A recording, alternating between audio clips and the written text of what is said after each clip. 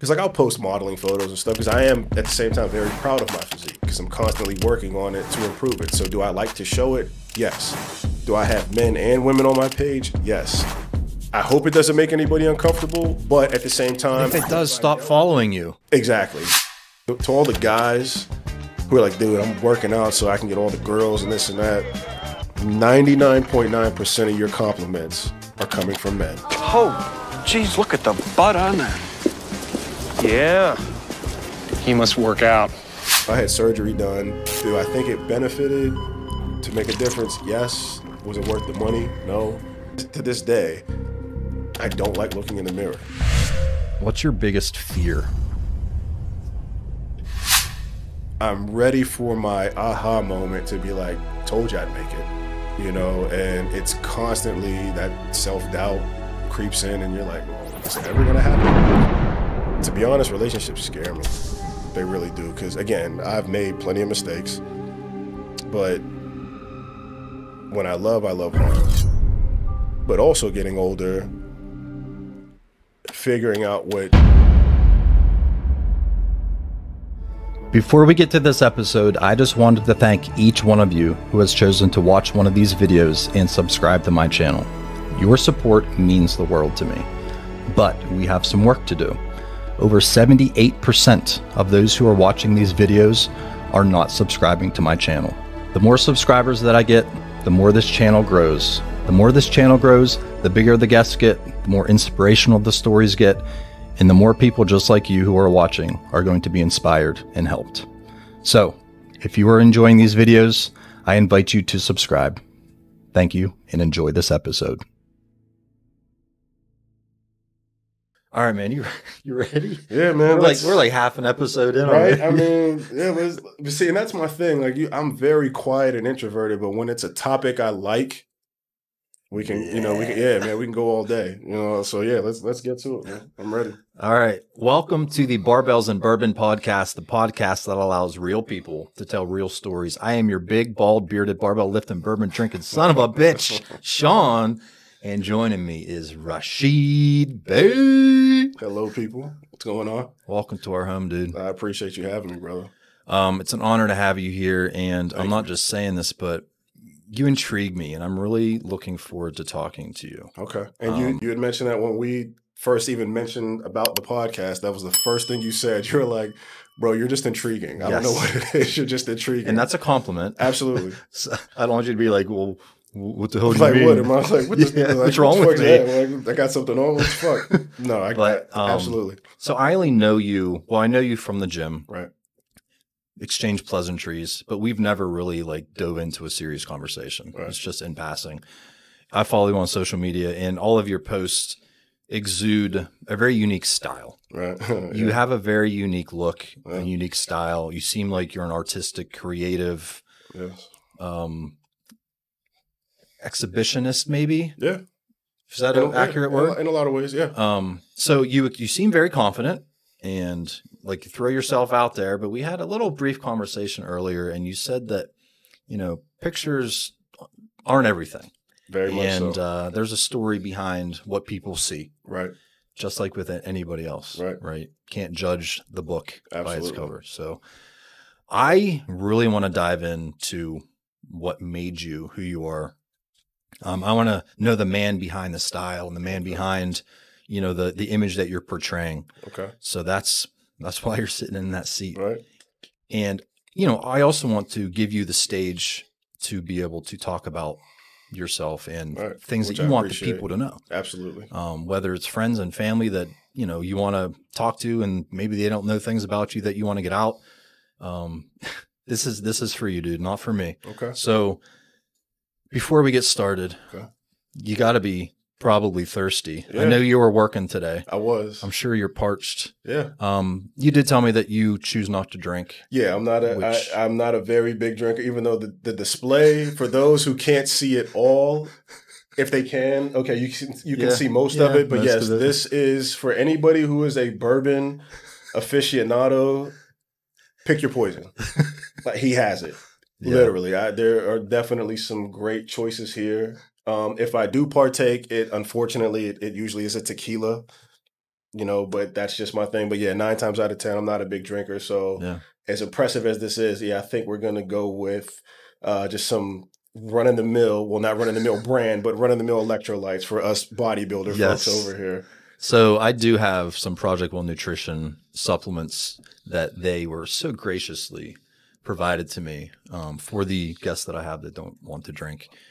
And, you know, I have enjoyed some bourbon with some guests, but it's not a requirement. So let's stay on the healthier side, brother. Okay. And why don't you pull those electrolytes off? For these Now, this is the new electrolyte. I have not even had this. I had to crack this before you got here. Okay. This is one of their new products. So I really don't even know that much about it, but it smells good. I was going to say, berry, you can't really, I don't think you can go too wrong. Can't mess up the berry. Right? You can mess up chocolate, You could definitely in my mess up experience. You can chocolate. mess up vanilla and cookies and cream, in my experience.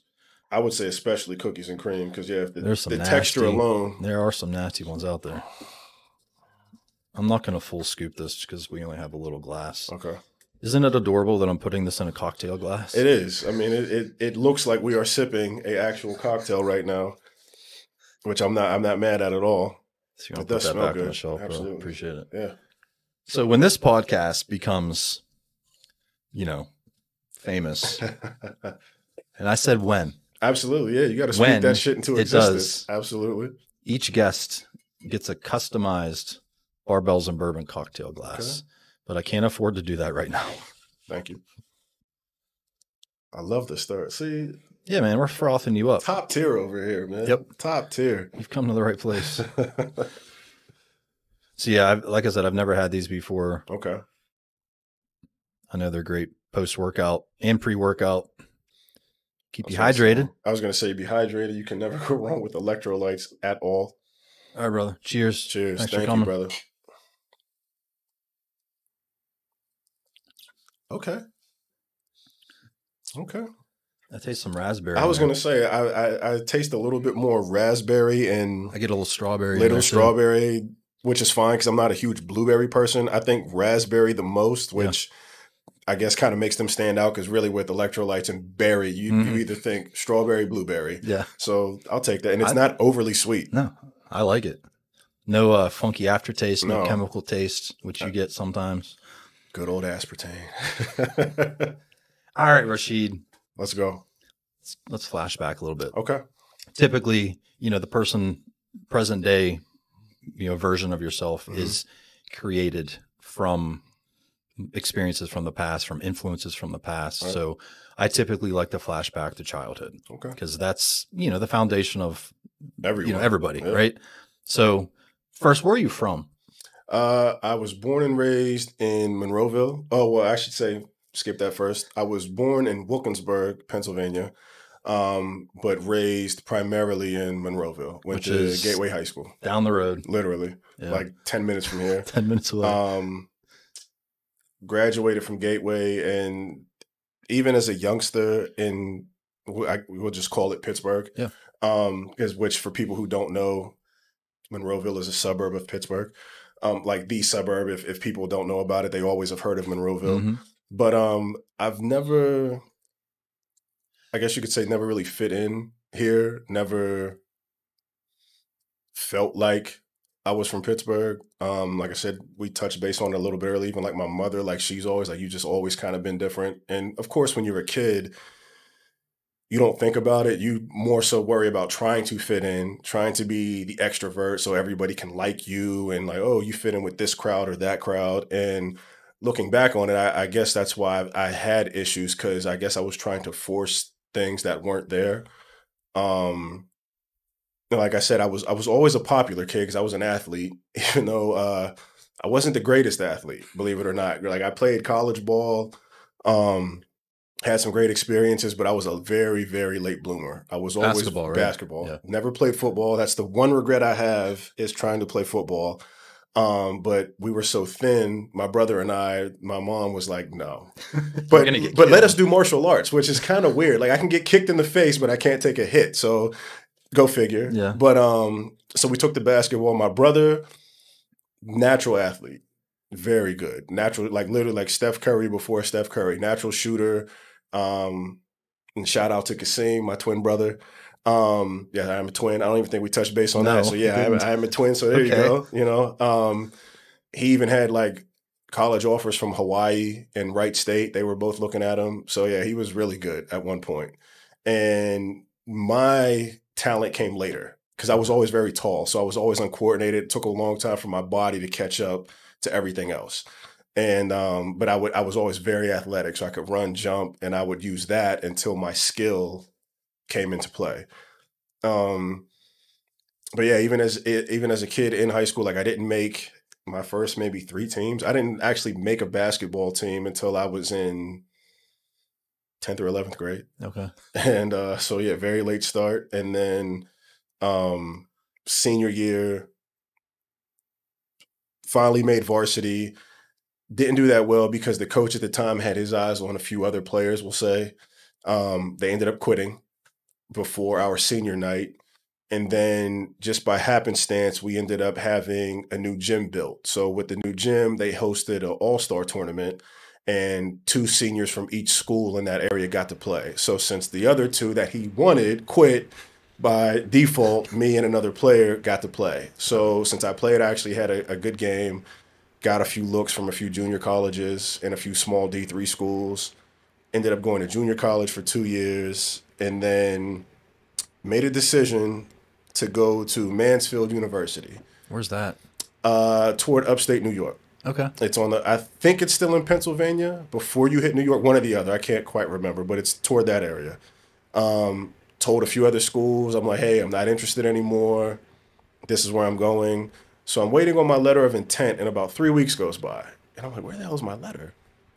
So I asked my mom, I'm like, hey, Mom, like, where's my letter?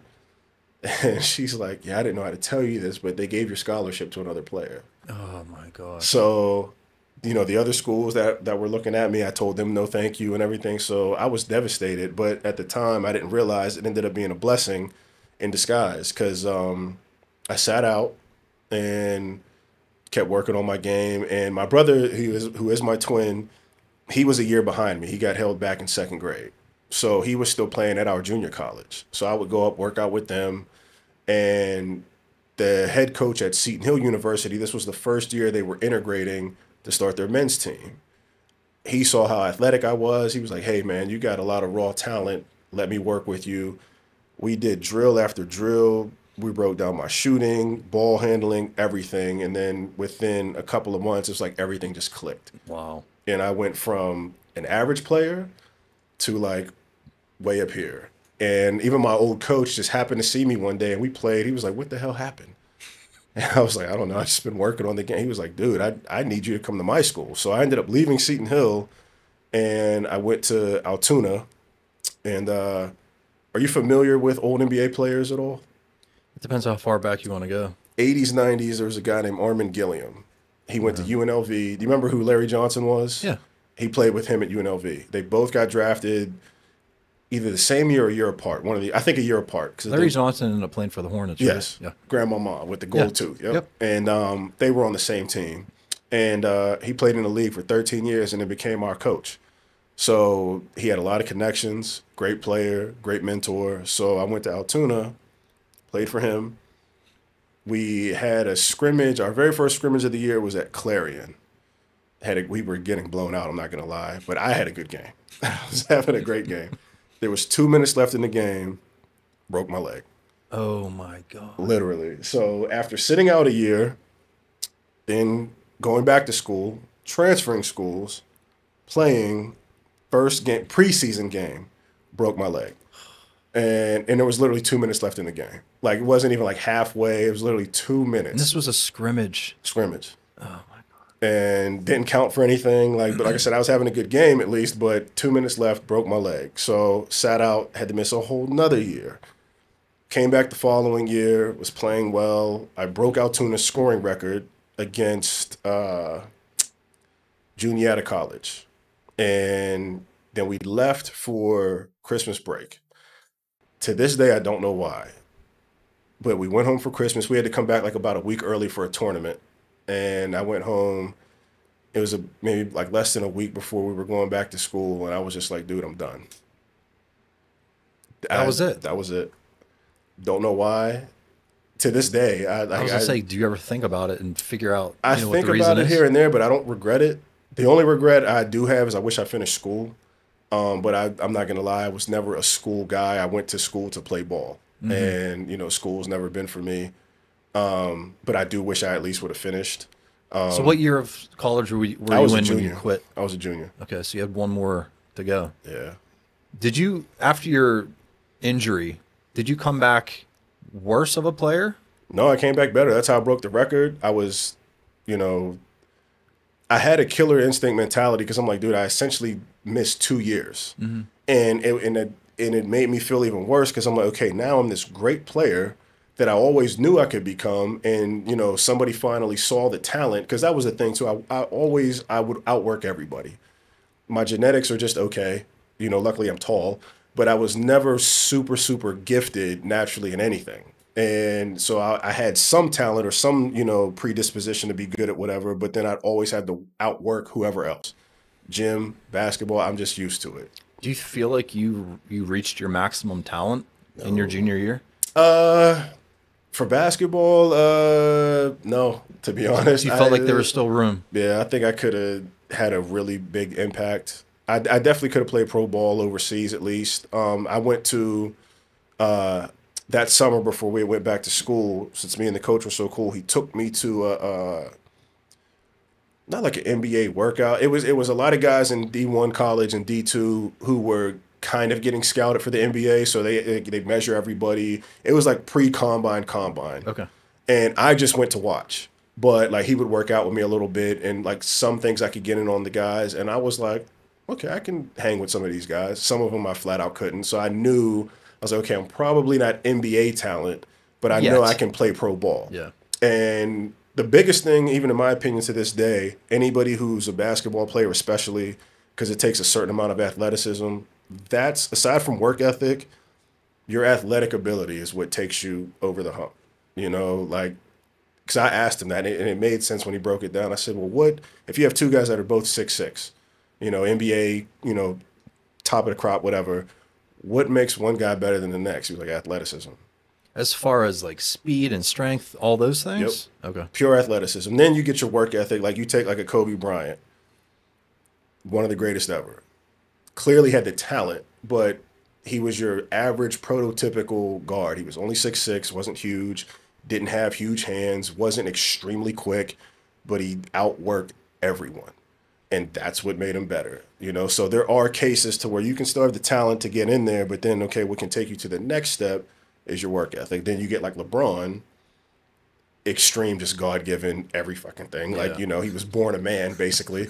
6'9", crazy speed, quick, IQ, and he outworks everybody. Now it's like, okay, I get it. Same thing with, us bodybuilders now. Take Phil Heath, Kai Green. Yeah. Kai Green, both have God-given talent. Kai Green is a extremely hard worker, so it got him to the top, not the tippy top. But then you got Phil Heath, God-given genetics, and he works hard. Bro, you can't beat that. No. You know what I mean? Like, you can't compete against genetics. you can't. When you have the genetics and the work ethic, Unstoppable. you're unstoppable. Like, it's yours to lose every single time. But then, you do have those people who can like really outwork, even like an older person like Branch Warren. Decent genetics, but outworked everybody, and got to the top, so to speak, but, those guys who just have the ability and, don't piss away the talent and work hard, I mean, good luck, man. How do you think the ones that, you have the one percenters, the Phil Heaths, the Arnolds in his day, in the present day, Hottie, like, they're the one percenters. C-Bum, they dominate the sport in their prospective time frames. Dominant, right? How do you think the two percenters? How do they know that genetics are just holding them back for that one extra percent? Like, how there's got to be a point where work ethic just can't get you there, but I think it takes a very strong individual to keep trying. Absolutely, and I feel like that's where I come in, because I'm at like 2%, even 3% maybe at some point. But, and me, I'm a God-fearing man. We don't have to dive all deep into that. But faith is number one. Number two, what no one likes to talk about either, which is a reality, luck. It's there. You know, you could call it what you want, but there is always that little factor, right place, right time, you know, or today was your day. Like, you know, if you get on the stage, you may have not even looked your best, but maybe the lineup was a little weak, and that's no slight to you, but it works in your favor. Luck. Versus you do the same show the next year, You could finish stacked lineup, 8 out and you of 8. might even come in at your best, I know. but not quite good enough to win now because now the lineup's stacked. You know, so there always is that luck factor. It just, good point. you know, and it sucks, but it's a harsh reality. And I've kind of always been behind the 8 ball, so I'm kind of used to it. It's very frustrating, you know, even bodybuilding, modeling, acting, everything, social media, anything that I try to do, which on one hand I take it as an extreme compliment to hear people all the time like, man, I can't wait to see you on TV, or you should be in this, or you should, like, I believe them, it's great, but at the same time I'm like, okay, well, when?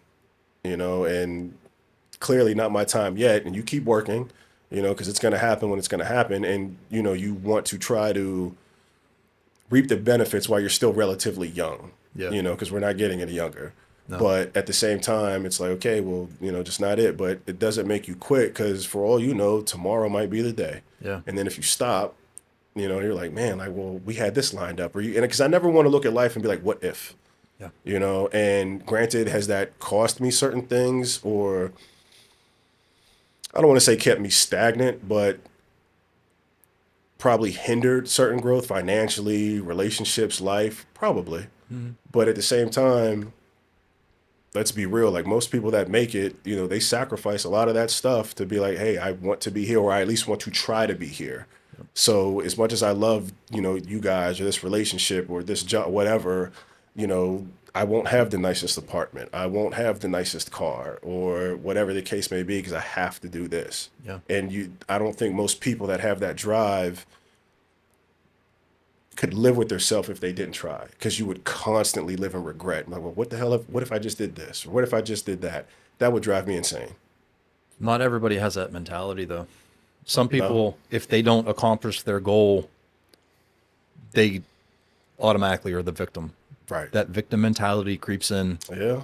I'm not lucky. Oh, yeah. Blah, blah. Yeah. Like, but, you know, you're not that person. No, because you can't sit in it. We all have those moments, but even with that mentality too, the flip side is, you know, somebody's got to be a janitor. Somebody's got to be a garbage man. And I say that to say no disrespect to anybody who's a hardworking person, but in the vein of people have regular 9-to-5s for a reason, you know, because there is security there. But I also don't think we were meant to do that, but it's needed. And some people who are just like, okay, I'd rather just take my paycheck or my job security and my safety net and be okay. Even though deep down, you know, they probably regret something, you know, and I, to be honest, I think I find that with a lot with, even though this is a constructive conversation about the past to lead to the present, but I don't like when people always dwell in the past. Like if your better years are behind you, you did something wrong. Dwell on the past if you've learned something from it. That's completely healthy. Right. Use the path as a learning experience. Right. To improve. Exactly. Or to change the path. Right. Don't dwell on it as, I broke my leg. Right.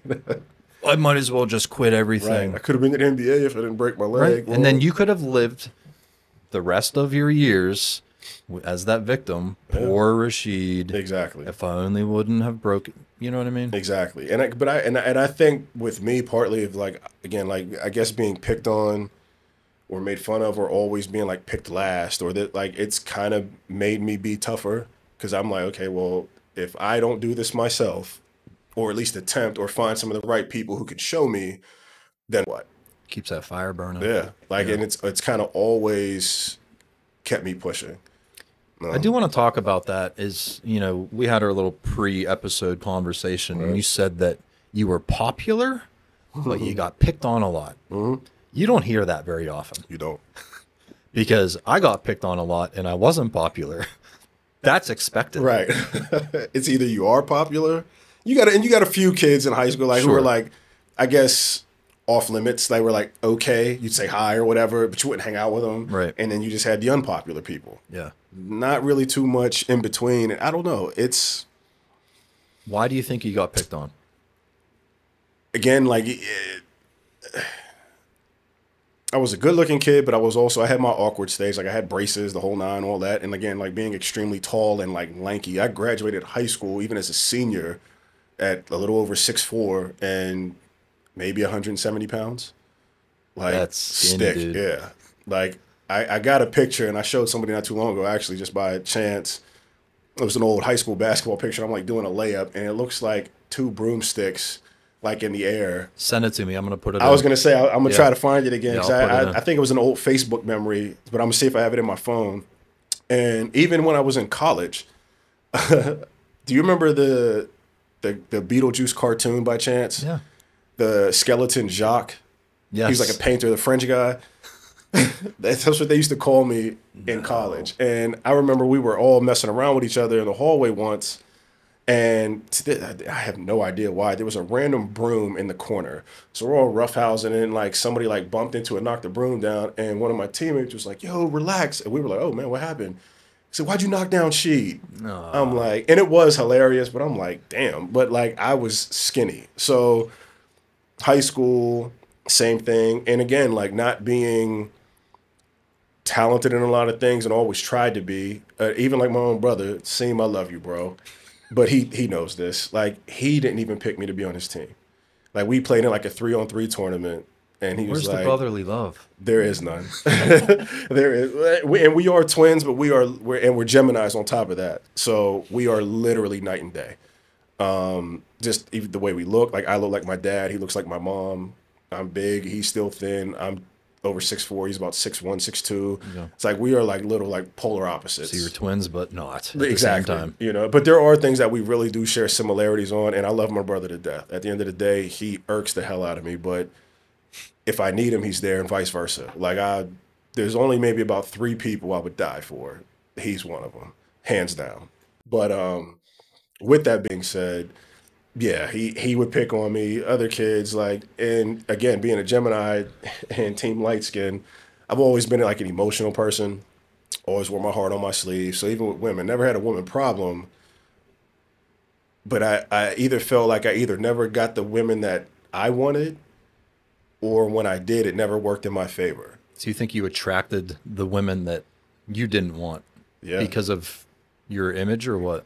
I think that was part of it. And also, too, being younger, you know, and you have, you know, steps as you get older. Like when you're younger, the girls in your class, they want the senior, or they want the older guy. And then when you graduate college, they want the older guy with the car and the job and the apartment. So there's always something to be said about that. So that was part of it. And I don't know. I don't know if it was my personality, because, like, I'm not going to lie, some of these women I see now, and they're like, hey, I'm like, hey, how you doing? Whatever. You know, and that's not to be rude, but again, like, coming back to that, like, I've been in and out of this city for like almost 20 years. So I never saw myself staying here. I don't see myself staying here long term now. So I never stuck here. Even most of the people on my social media that I follow are not from here, and it's on purpose. So And you don't want your roots to get planted here, and you keep that in motion. yeah, like, again, even like the way I speak, everything is, again, unless people know me, like most people, oh, you're from New York. And I'm like, no, but I've lived there. I've spent a lot of time in and out of there. Like, that's like home to me. Most of my friends are there. A lot of great memories I have from there. I started going in college. My ex-girlfriend at the time was from New York. She was from Westchester, which, if you're familiar, basically right outside the city. It would be like Westchester, then the Bronx, or, well, technically the biggest borough closest would be the Bronx. So you go like Westchester, Mount Vernon, so on, a couple stops, then you hit the Bronx, then you're in the city. So I started going up there with her and instantly loved it. Like, I was like, this just feels like home. And I've just kind of always had an infatuation with that city. I don't know why. You know, I mean, it's the glitz and the glam and the popularity and yeah. it's unique. I was going to say, there's no place like it, No. you know, and especially like for, you know, people our age, like in the 90s and stuff, music, culture, everything was New York, New York, New York. Yeah. And I was like, yeah, it's just someplace I just feel like I need to be. And went, like, I just instantly fell in love with it. And just funny side note story, like, the hip hop artist Pharrell, in like the early 2000s, he did a quiet collab sneaker called Ice Creams with the brand BBC that's popular now. And it had like just started. So these sneakers were like very, very rare. My ex-girlfriend, being nice at the time, bought me 2 pair as a gift. So I'm like, okay, these are dope. So when we go to the city, I'm going to wear them, have my t-shirt on. I'm him. I knew I arrived. We're in the middle of Times Square, and there's a Foot Locker in the middle of Times Square. This dude ran out of Foot Locker to stop me in New York and was like, bro, where'd you get those ice creams? He was like, you got to come in and show my manager. I looked at her. I said, yeah, I've made it. Like, you know, I'm in New York City of all places, and people are stopping me on the street about my sneakers. Like, we're getting ready to get on the train, and there's like 2 girls that like walk by us and are like, oh, he's wearing BBC. I'm like, okay, yeah. Like, you know, it just felt good. So you're finally getting noticed. Yes. And it felt Because in a city that I want to be in, that's extremely hard, where everybody literally will just walk right by you without saying anything, because no one, you know, wants to look or acknowledge anybody. It has to be something crazy to even get, and I got a story about that too. But yeah, I mean, it's making a lot of sense though. She, like, you said that you've been behind the 8 ball your whole life, always wanting to get noticed, picked last, only made the team by default, and now you found a city where you're noticed. Of course you're going to fall in love with that. Instantly, you know? Even her and her family, they were all cool. And now, and the weird part is, you know, Pittsburgh people have a very weird accent. Some. I don't think I was going to say, like, and I say this in, like, the black community, it's a little, and I think that's everywhere for every city, like a Chicago accent. Like, you know, cities that have standout accents, Boston, New York. Pittsburgh has a very distinct one all its own. The Yinzers and then everything else. So I kind of spoke like that, which the weird part is I never grew up speaking like that. But again, the kids that I hung out with here, they sounded like that. So you go to fit in. And my ear can pick up things fairly quickly. So when we went to go see her family for the first time, she heard me talk and they were like, what did you say? And they just used to pick on me all the time. Until bit by bit, being around them more and more, just caught on. Slowly tried to get rid of it. Then eventually, like, dialect comes into them, and then from that point on, you know, it's more sound like a New Yorker. Like I said, I've been living there or in and out, so I'm constantly around these people. Even at my school, for whatever reason, the majority of the kids at that school were all either from Jersey, New York, or like right outside of Philly. So they were kind of all like from that area. Yeah. So, you know, after a while, it just stuck. And this would, and like I said, like fast forward 20 years, like, ta-da, you know. You still got it. Yeah, you know what I mean? But I take pride in that, honestly, because again, like, Pittsburgh, you know, it's a great city for people who love it. It's just never felt great to me. And my stepfather said something that's always resonated. He said, you know, home for me is the people who show the most love to you and make you feel welcome. The city's just never been that way. So even though I was born here, it's never felt that way. So I can't necessarily call it home. And some people get it, some people don't. And that's, you know, it's just kind of where it is. I mean, hearing the story, how can you not get it? And hopefully everybody gets it now. Right. But yeah, I mean, this is going to sound shitty maybe, but from my perspective, you don't belong here. And people say that, yeah. Like, your style, your image isn't Pittsburgh. Pittsburgh's blue collar, roughneck, Yinzer, like redneck, right? Right. All the above. Yeah.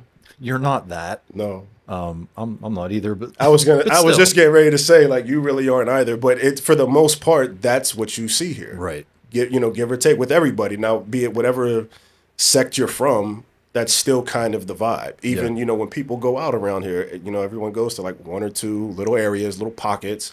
Everybody knows everybody. And, you know, everyone thinks they're important, you know. Do you feel like you have an easier time being yourself when you're not here? Or does a different side of you kind of come out? Yes and no. And I say yes only because when I am here, I pretty much stick to myself for the most part. And even when I'm in New York or anywhere, because I lived in Phoenix for about 3.5 years. I lived in Florida for a bit. So I've been kind of all over. And Phoenix, great city. Orlando, not so much. but still better than Pittsburgh. But you know, if I'm being honest, but I had a terrible towel, right, just to fuck with you. I'd just be looking I'm at that just thing, kidding. just like, Just joking. you know what? You'd see the steam coming off my. Because people ask me all the time, "You Steeler fan?" Yeah. Absolutely not. And only because, and I have friends that are from New York that love the Steelers. Like a friend of mine, she's from Long Island, diehard Steeler fan. Like comes to like 3 games a year, and every big like Cleveland, Baltimore, and something else. But they're always Baltimore and Cleveland every year. So. But I don't like it because of how ingrained it's almost like it's sports or die here. Yeah. On one hand, I get it because, like you said, this was a blue collar town, so you have 2 things now. Now that Steele's gone, medicine, sports. Those are the only 2 things that's basically kept this city alive, and it started to turn around now a little bit. Which growth is great, but it's so like I'll never forget this. I watched a news article or news story. And Pittsburgh got voted the 2nd worst dressed city, largely due to sports attire, because people will wear Pirates, Penguins, Steelers stuff jerseys all everywhere. year and mix and match it. Like it won't even be like one. And I'm like, that's very true. Yeah. If you go to the Strip District, all year you just see Steelers stuff, Penguin stuff, whatever. And again, it's cool if that's your thing. And is me growing up, even being an athlete. Believe it or not, I don't even really watch a lot of sports. I watch bodybuilding and boxing before anything, and not even so much basketball anymore. Every now and then I'll tune in to like the playoffs or something like that, but I'd rather watch a good movie or some anime or something. Right. Somebody's like, "Oh, what are you watching?" Well, I'm watching anime. My brother will call me like, "Bro, you watching the game?" Absolutely not. Like I'll watch the highlight. Yeah, literally. I'm like, who's playing? Right. Like literally, it's the playoffs now. I've watched probably more highlights on Instagram than actual games. Yeah. So it's just, and to even kind of double back with the college thing. Like I've thought about it, but I don't know. Something was just like, bro, you're over it. And I think God was telling me, you keep trying to force something that's not meant for you. As good as you are. You've had your run. It was great, but like this just isn't in the cards. Yeah. And that's kind of just how I took it. I want to touch on your style again. Yeah. I don't want to like obsess over it. No, go. But I was doing a little bit of research before today and just trying to learn a little bit about you through social media, which is probably a horrible place to learn about somebody. Right. I was gonna say you can get good and bad. Yeah. Right. And there are multiple pictures of you in a city environment wearing like a flared pant with like a heeled boot and like a beanie. And you seem, where were those taken, first of all? Was it in Pittsburgh? Yeah. Okay. I had some in New York, but I haven't been back in a few months. But I always try to, even like maybe like a post or 2 ago, I did a friend of mine, and he was like, "Yo, you in the city?" Because it just looked like it. I'm like, nah, not right now. But I try to just find cool little spots just to randomly take a photo. The last one, I think the one you're talking about, I think it was like right behind the Miracle Mile, actually. Okay. And it was like just a cool little, the way I framed it and like cropped stuff out and just like boom. Because the reason I'm asking is, this is going to sound weird, but when I saw those pictures, it seemed to me like you were trying to be somewhere else. Like you were trying to escape. Because again, that style is not Pittsburgh. Right. At all. It seemed like you were trying to be somewhere else. I'm always trying to be somewhere else, but at the same time, I don't care if I'm in New York, Atlanta, Lake Erie, wherever. Like, I like fashion. As big as I am, I just like fashion. I like putting it on, and I like style. Like, I kind of always have. Like, I used to help my mom with her outfits. Like, she'd be like, "Does this match? Like, what would you do with it?" And I don't know. I just kind of always had an eye for it. But also, that's what kind of even got me picked on, because I was always different. And I've always had an eye for things and would try. And again, that does not mean, everything's not always a, shot in a make. I've missed a lot. But I was never afraid to try. And of course, especially when you're younger, now I will say younger kids in 2024, I will say you can kind of be whoever you want, and it's a little bit more accepted. Yes. Now, can you still get bullied? Yes. But at the same time, that's never going away. But it is more like, okay, be who you want to be. when we were younger, that wasn't necessarily the case. Yeah, diversity is more accepted now than Yes. it ever was. I'm 40. How old are you? 41. Oh, so we're actually. I didn't realize that. Yeah, man. I got the baby face, thank goodness, man. crazy. Yeah, I'll be 42 I in thought you June. were in your like mid 30s or something. Yeah. Anyway, so we're the same generation essentially. But when I was in school, if you did not have the shoes that were in or the jeans that were in, Yeah. you were going to get mutilated. Exactly. You know, you kind of have to fit in by default just to be even in from college. I mean, let's be real. Even in white collar, blue collar America, it's still like, okay, if you know whoever the alpha is or whatever the manager, if you don't agree with him or her, and you kind of, well, why don't we do this, or you know, you're kind of ostracized. And I think nowadays you're starting to see a little less of it, because also too with the beautiful thing about social media, everyone has a voice. So now you can't necessarily just get away with whatever. So that does help.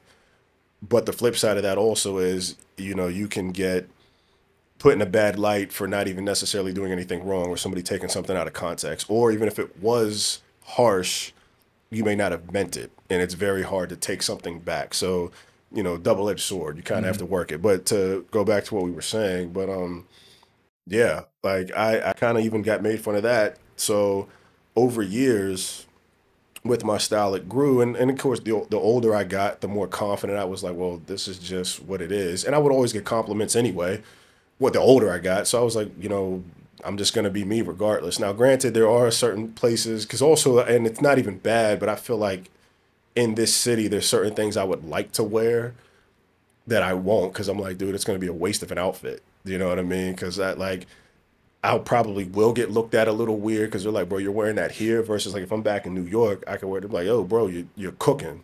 Like, so that sucks. So I'll kind of not tone it down, but try to scale it down a little bit more, so to speak. So yeah, that's what I mean when you're saying, like, you know, trying not to be here. But yeah, where if I'm here, I got to be me. Like, I've gotten to be very comfortable in my own skin over the years from experiences like that, being younger. When you take your style to those extreme limits of where you feel you, are you also hoping that other people notice as well? Are you like, I don't want to say hunting for compliments, but is that one of the goals, is to get noticed? Yes, within reason. Like, if it comes, great. Hence the pictures, you know, because I can control that. Now, if I'm out in public, don't get me wrong, I can appreciate a compliment, but it kind of makes me feel odd, because you're putting me on the spot. And as much as I appreciate it and I don't mind it at all, like even talking to women or what, like I don't usually go up to anybody. Not because I think I'm the man, or being rejected even. It's just like, okay, I'm very aware of my surroundings, and I'd rather just stay to myself. And I've probably missed more opportunities than I've gotten, because I'm just like, all right, whatever. And I'm oblivious. I just try to, you know, tunnel vision, and, you know, if something works, it works. If it doesn't, well, okay, whatever, you know. But, you know, with the pictures, I'm like, that's kind of where, like, okay, well, yeah, sing my praises here, because I can kind of control this. If, you know, social media, if somebody says something you don't like, you block them.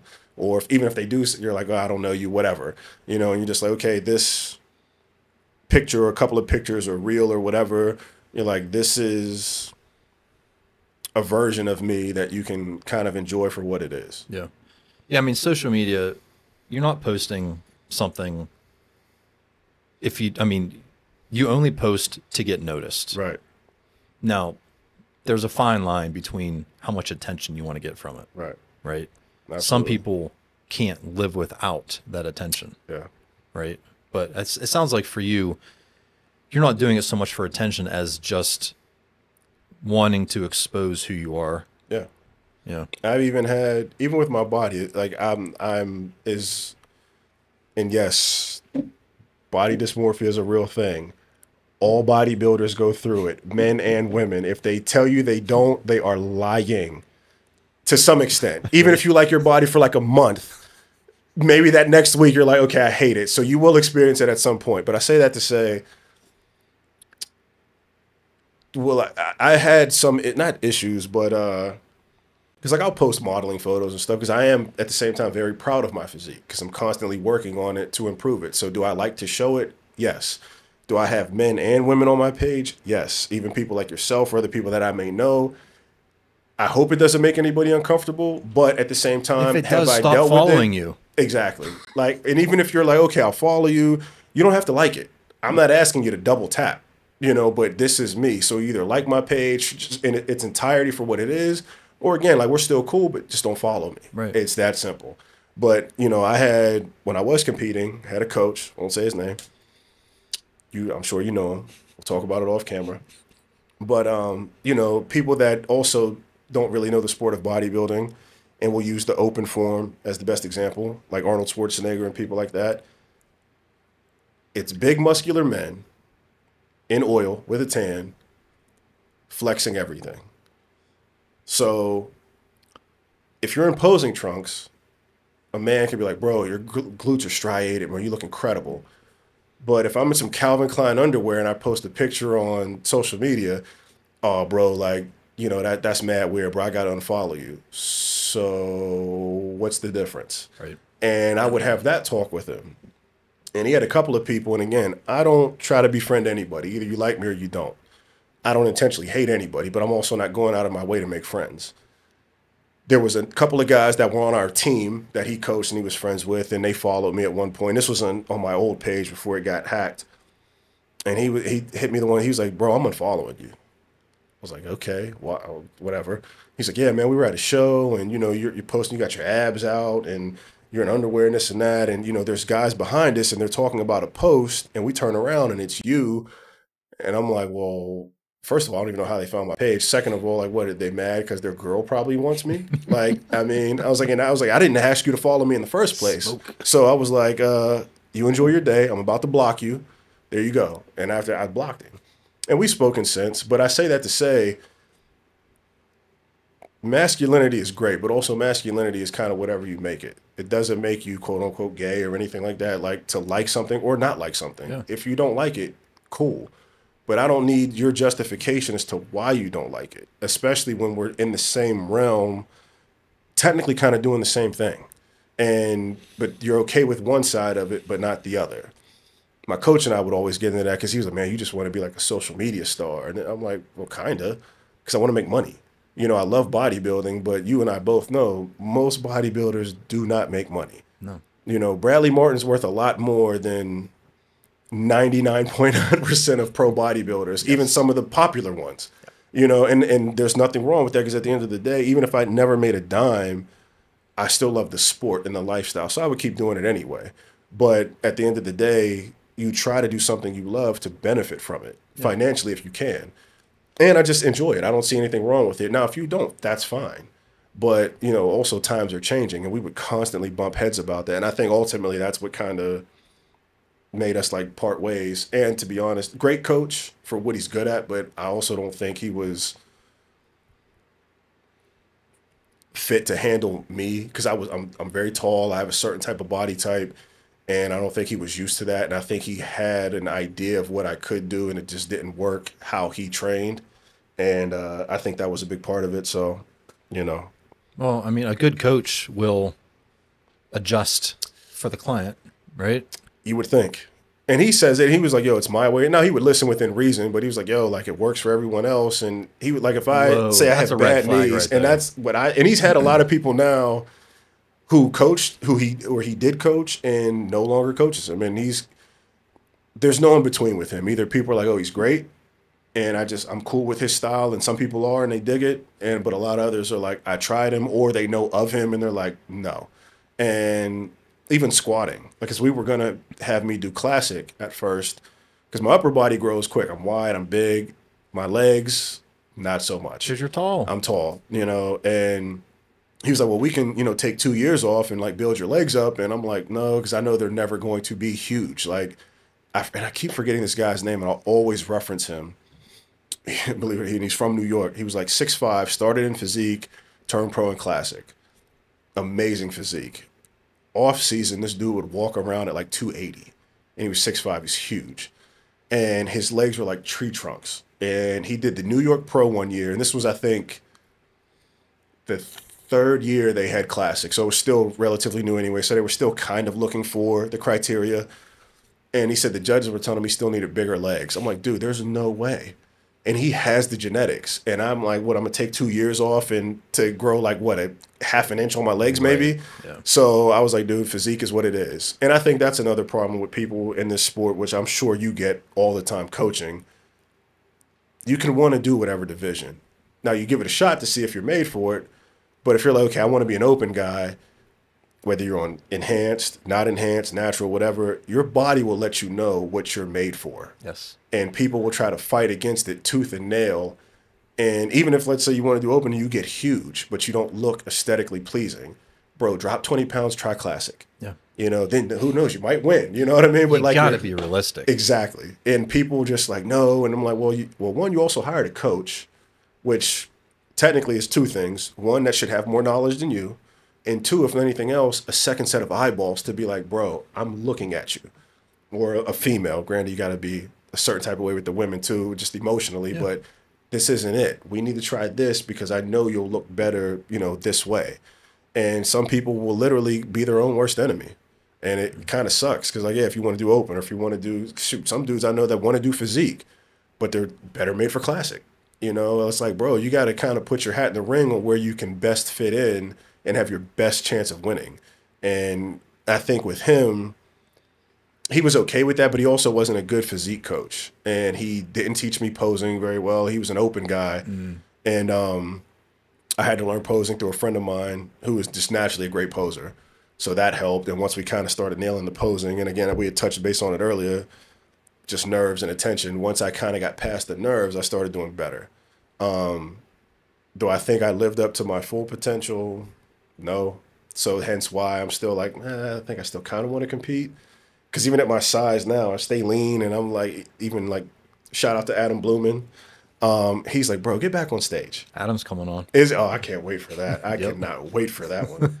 And Adam can't wait. I got to see that. But he's like, dude, like, look at you. He's like, get on stage. Because I think now, just how I look now and with the right coach, I was like, yeah, I think I could definitely do some damage. Because I always wanted to earn my card just to say I did it. Do I think I would be a great pro? Personally, no. Like, I'm not winning any pro shows because I know a few pro friends. A friend of mine in Jersey, great pro. If you saw him in the gym, you're like, yeah, that dude's crazy. Does pro shows, second call out, sometimes third. You know, like, genetics they're there for a reason, you know, and people also need to be realistic now with influencers and whatever else. Like, I'm telling people, if you line up 100 bodybuilders, and that goes all classes, 10 of them might be making money. Everybody else is either a trainer, a coach, both, works a 9 to 5, something. Like, you turn pro because you want to turn pro. Yeah. And if you can compete, great. You know, but most people, I think people don't understand in this, you know, influencer age, it's like, oh, I got a decent body, I'll be an influencer, I'll turn pro and whatever else. And reality is probably not. And if you do, great, but you're probably not going to win. Bodybuilders are only getting rich off of endorsements. Yes. Sponsorships. Yes. Creating their own supplement lines. Yes. Right? Like, prize money is only going to get you so far. And even the top winners at even the Olympia. Unless you're in the survive open. a year off that, maybe. And that's even if you're in the open. Right. If you're in every other category, like once, like you make like what, I think max maybe like 60 grand before taxes. Right. Like, you can work a bartending job, make more than that. I know. You know, and that's also, let's be real, some people can run the gambit and keep competing, especially when you're younger. But as you get older, your body could probably peak for 2 shows before it starts to look like crap. You know, maybe 3, give or take. So even if you win the prize money, what is that, twice a year? Yeah. What are you doing with the rest of the year? You know? Yeah, you're doing it for the love of the sport. Period. You know? At that point. And people need to understand this is a niche culture. I think now, granted, I will say fitness as a whole is probably as big as it's ever been, for better and worse. But which I don't mind, but like I said, it definitely for worse in a lot of ways. But I hope that's at least going to put enough eyeballs on it to be like, hey, let's like start paying these guys some more money. And me being a physique guy, especially physique, because they get the most competitors. And technically that's in some class, because if somebody had to ask me what class I love the most aesthetically, it would be classic. Yeah. And physique's neck and neck, only because technically a lot of these guys in physique kind of look classic. They're just wearing the board They're shorts. monsters. They're monsters, which is why they had to taper them down a little bit because these dudes were looking crazy. But they also have, like, if you ask women, you ask your regular everyday person, that's who most people want to look like anyway. So when they start working out, they're trying to look like, you know, the Ray Edmonds or the Jeremy Buendias or the Chris Bumsteads and stuff like that. They're not trying to look like Derek The mass Lunsford, monsters, you know, yeah. like it's just, granted, I understand that's what sells tickets, Sure. but I'd also be willing to bet does it, in the sense of like the way the sport's kind of going now. If you could actually see the ticket sales, like, is it still the draw? Yeah, that's a good point. You know, because now you got physique, you got class, which to be honest, I think classic's going to overtake everybody. Yes. Especially like when you got people like Bumstead, and then even Urs, and you know a couple others, and then again physique. Wesley Vissers, and he's coming up. Thank you for saying his name, because and Adam, you know about Wesley Vissers. Me and him would talk about him all the time, and I'm like, dude, watch out for Wesley Vissers. Yeah. He is the most aesthetically pleasing. Yeah. Person on that stage, even though he doesn't win. Like now he's starting to win, he's finally getting his just due, but just from an aesthetic standpoint, and no shade to Chris Bumstead, Wesley Vissers is what you envision when you think classic. Yeah. Hands down. He just wasn't as big as I everybody think else. Urs is real close. Real But close second aesthetically. Urs is the best poser. I was gonna say Urza's posing, and I like Wesley's posing. He poses great, but he does things. He almost kind of like shoots himself in the foot a little bit. Now that he's fixing that and he's bulked up a little bit to fill out, because he always had the conditioning. He just looked kind of stringy because he's tall. Now that he's kind of figuring that out, I'm not gonna lie, bro. He might be next. He might be next. Do you think Breon's done? Yes, and I only say that because at the end of the day, amazing bodybuilder. Sure. You've won 2 Olympias, and I know you can, you know, throw the asterisks like, well, you know, it was like the first couple of years, so they didn't really know what they were looking for. If they had the criteria already set, would he have won? Maybe, maybe not. But he still has 2. I think he's peaked. You know, Yeah. but I definitely think and he still looks great to compete. But he's kind of like a Dexter Jackson. Like, you know, like he'll still be, you know, conversation, but he's not, you know, catching top 2, top 3. But then you have even someone like Rough Diesel, amazing, but I don't think he's ever going to win. You know, probably the best poser overall on stage. And they've let him add some size because they got the, you know, the weight cap now. They up that. But I'm like, dude, I think you're fighting a losing battle. You're too short. You know, like, let's be real. We're tall. Yeah. If you can fill a frame out on a tall person, lights out. Think about it. C-Bum, he's what, 6'2"? He's about, I think, yeah, somewhere around 6'1" or so. Yeah. He's standing next to someone who's 5'8". I don't care how aesthetically pleasing you are at the 5'8". You're not You're winning. not winning. No. I mean, Sean Clarita in the open, he's kind of an exception. Or he was 212. I was going to say he's 212 and then he did the open did the once, open. but all those guys are still relatively short. Yeah. So, you know, he's still looks a little smaller, like even like Hadi. Hadi started at 212, bumped up. Yeah, Rami's like one of the taller open guys that there have ever been. Literally. And he's like 5'10".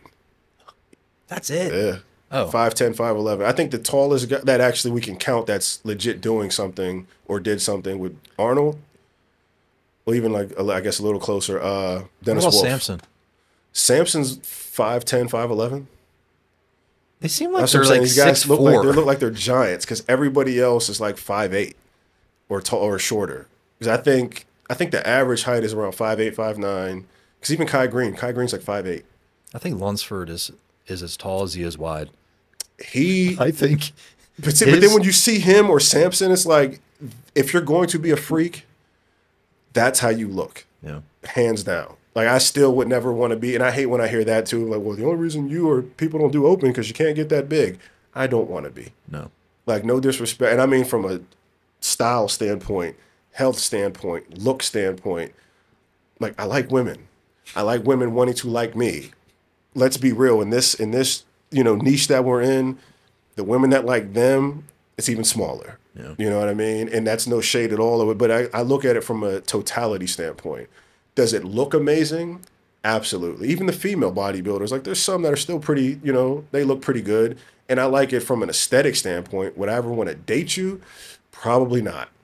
Now, if we're talking figure, wellness, bikini, it's a whole other conversation. But even some of them, you're flirting. You know what I mean? Like this sport as a whole that people don't understand. It's like you see the end product, or like when someone's like lean and this and that, and they're at their best. But, you know, 9 times out of 10, see a lot of these people when they're not on Instagram to post like, you know, their prep photos, like when they're just in their everyday off-season look, the guys that are, you know, bulking, the girls that aren't lean anymore and they have no makeup on or anything, and you're like, I don't know. And you hear someone talk, you're like, oh, like, What's your name? right. It's just like, okay. But I think that's the fine line between it being a sport Absolutely. and then it being reality day to day.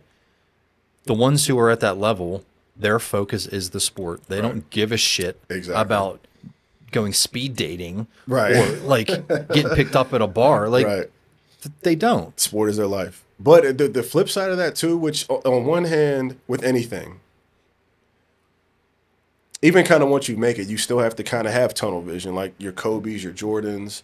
Like Kobe didn't, like everyone was like, dude, he was such a nice guy. You didn't see that till after he retired. Because while he was playing, he was like, F you, game only. You're either with me or against me. Same thing in bodybuilding, but at the same time, because you want to be number one or at least be fighting for the number one spot. But if you notice, the biggest people in this sport, and we're not even talking influencers, like actual bodybuilding, are the people who know how to balance the tunnel vision, but with the reality to be like, okay, this is my day-to-day, like your C-Bums, your Colin Von Mogers, you know, people who are like, dude, they're just personable. They're real people. Like, because there's only so much you can post, like, hey, this is what I deadlifted today, or right, this chicken and rice, or, you know, like, if I follow, there's a couple of channels that I'll follow just for information on the sport, but for the most part, I don't watch, you know, this training session or a day in the life of eating. I don't care. I don't either. We all eat the same things, bro, give or take. You added cinnamon or nutmeg instead of brown sugar. Oh my gosh. Like, why is that such an appeal to see what everyone's eating and it's all the same? It's all the same. Why do millions of views even of someone making their fucking eggs and oatmeal? And let's be real, even as competitors, now that I've stepped away from competing a little bit, so to speak, I understand when you're in prep, you post your journey along the way, because it also keeps you motivated, because you feel like you're dying. So at least it does give you something to post to be like, hey, I'm here. But every day I don't need to see your check-in. Every day I don't need to see, oh, I got my Tupperware. You just got to eat. Yeah. You have to. Either do it or you don't. Like, show me, okay, every couple weeks, or if you're down a few pounds, like, because then basically make it noticeable so when I see a check-in or see something, oh, I see the change. You know, I don't need to see every day I mean, for people that don't know, most of us check in week to week till you're about 2 weeks out or so. Then it can be like once every day, maybe twice, depending morning and night. For those who know, it's annoying. But to see that it's like, okay, everybody does it. It's boring. Because, you know, and again, not even to call everybody an influencer, but anyone who competes or is kind of in that fitness space, most of the people that have the most followers, like, of course, sex sells. And let's be real, too. Our sport flirts on sex. Sure. You know, but again, you know, the human body is amazing and it looks beautiful. So I see both sides of that. Yeah. Hence also why I have no problem showing mine, so to speak. Because if I work for it, why not showcase it? You know, I never understood that either with the people in the gym, old school, new school, whatever. I got my pump cover on. And like, when do you ever show it? Especially some guys who never compete. Like, they're huge and, you know, they look great. They look like they should compete, never step on stage. I'm thinking of one right now. Me too. And I know you know. Yeah, absolutely. I've talked to him about it. I've said a few things to him. And he's just like, yeah. And, you know, they always all give you almost the same answer. I've thought about it. Or, first name starts with an R? It does. Same guy. Ends with a G? Yep. You know, looks incredible. Dude. Looks amazing. And to be honest, I don't even know. He's doing a lot. Yeah. To look like, you know, and people that know can read between the lines about what we're talking about. And is it paying off? Is physically, yeah, incredible. Yeah. But for what? Yeah, like it is a mystery. Like, why not put all of that work over the last probably at least 20 years and all the money that you've spent in the punishment you've put your body through, why not do something with it? Like, sure, it's one thing to be happy when you look in the mirror, Absolutely. but that's extreme. Yeah. For essentially no reason, more or less, aside from vanity. Sure. And we can all And be he clear. does not seem vain at all. No. So I don't even think that's an I was going to aspect say it there. might because also too, yeah, if you're always wearing a hoodie and whatnot, there might not be any kind of vanity to it whatsoever. When I But see him in a t-shirt, I'm just like, literally, whoa. you like marvel in a sense because you if you see him in a hoodie all the time, and yeah, like when it gets really hot, yeah, you might see him in a t-shirt every night. Like I saw him going to restaurant because we ain't name dropping over here. And there'll be comments. Who are you talking right, or about? like, who is this Like, guy? Where do you guys train? I want to go. Like, if you know the gym that we work out at, you'll You know go in who- there. You'll you know know who who we're he talking is. about. You'll see him. You can't miss him. Miss him. Like he's as wide as a door frame. But you know, like you'll see him in it. You're like, damn, because he even looks huge in a hoodie, and that's when you know you've made it. When you look big in a hoodie, you're like, dude, if you take that off, like, what do you really look like? Like, what's under? It's like what's under the hood of the car? Like, he's huge, and it's like on one hand, which is funny too, because it's so true. To all the women out there, actually, not even to all the guys who are like, dude, I'm working out so I can get all the girls and this and that. 99.9% of your compliments are coming from men. What did we do when you pulled in? I walked out to meet you. We both complimented each other right Literally, off the bat. I'm like, dude, you look great. I'm like, we're twinning right now. Like, that's what you get on the day to day. In your Instagram comments, in the gym. And don't get me wrong, yes, you will get some women if you're, good looking enough and all of that to be like, oh my gosh, you look great. But if you line up 100 comments, 90 of them are from men because they want to know what you're taking, what you're training, what you're eating, how can they get blah, blah, blah, blah, blah. How long have you been working out for? Literally, it's mostly man talk. Or even if you get sized up, it's never the girl giving you the googly eyes. It's the guy that's like, oh, he just thinks he's jacked and whatever. I'm like, so don't go into this thinking like, Grant, you can have the idea and it will happen, but the majority of it is the opposite. 99.9% of the time. Did you ever hear the gym nemesis? No. Like when you think you're the biggest guy in the gym and then someone bigger walks in, that's now your gym nemesis. Okay. I make sure. So I go to Planet Fitness in Monroeville. Okay. I'm one of the bigger guys there, but I noticed this other guy. He outsized me. Gym nemesis. So I walked up to him. It's freaking Ryan Stoner, IFBB Physique Pro. What the hell is he doing in Planet Fitness? Yeah. I was just like, Doing calves? I'm like, hey, gym nemesis. And he just laughed because he knew exactly what I was talking about. Wow.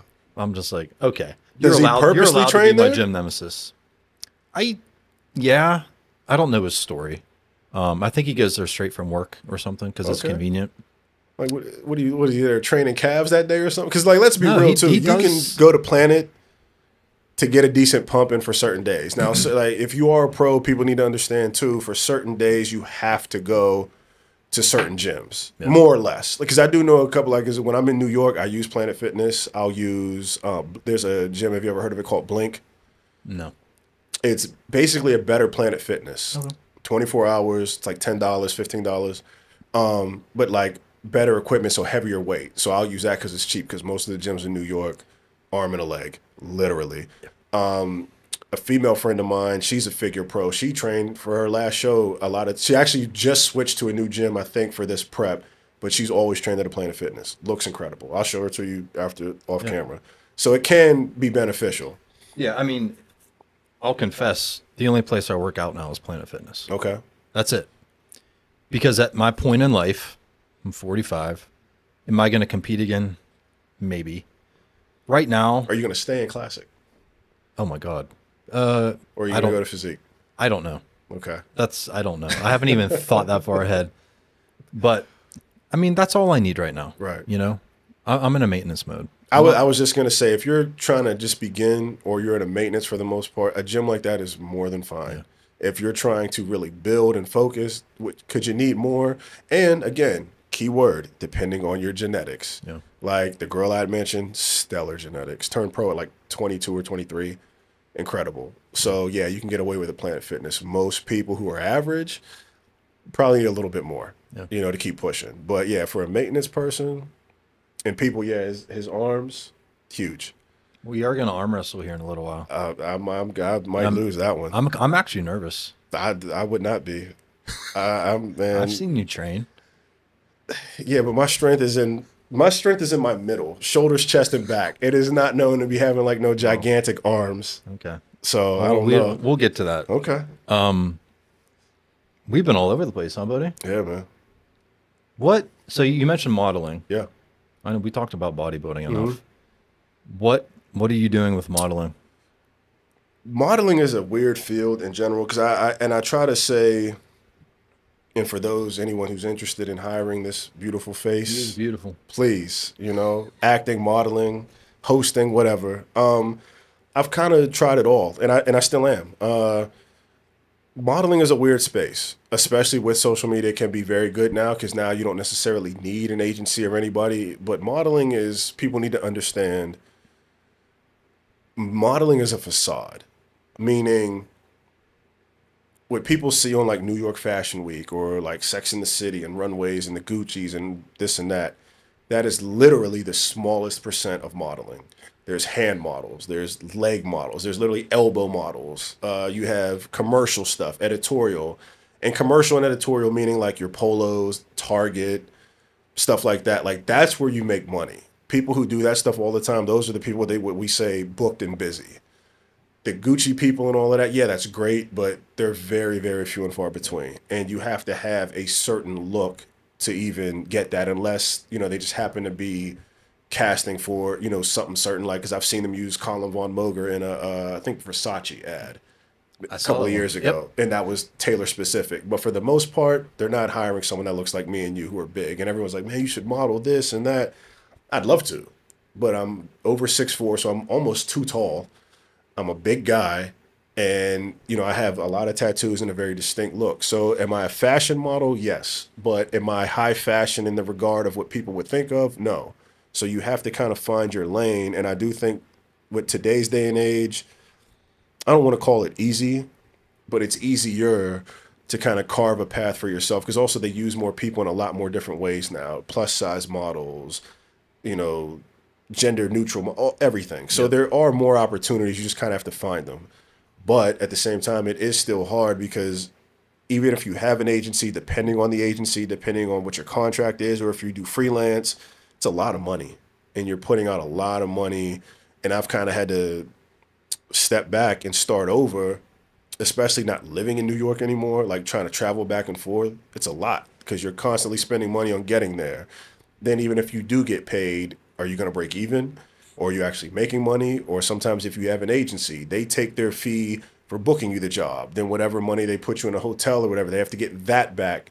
So let's say you make $3,000, you probably will see maybe a grand, if that, when it's all said and done. Yeah. So, people just see the pictures and, oh, you got to shoot in this. Even certain times where you might be on a Gucci shoot or Prada or whatever, sometimes the payment are the clothes.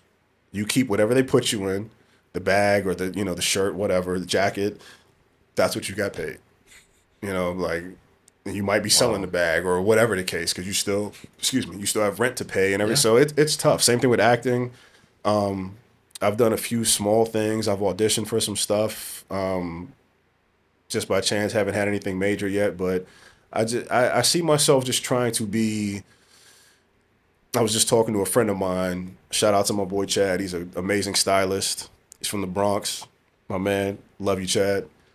Talk to him all the time, because he's been in the industry for a long time, and a few others as well that I'm really close to, and they all kind of say the same thing. And it's like, you have to, one, be willing to sacrifice, but two, I try not to pigeonhole myself to any like one thing. And I also, as much as I would like to be, I just say the entertainment industry as a whole, I like podcasting or what's the big streaming and stuff like that now, because you can kind of make your own celebrity. Because you better like podcasting. I love podcasting, especially this podcast. And it's good because you can. Because I also I love tattoos. I have my own sense of who I am, and I think when you kind of sign to certain things or do certain things, we're like, okay, we need you to look like this. We need you to say this, and it can be financially beneficial, but you can kind of lose yourself.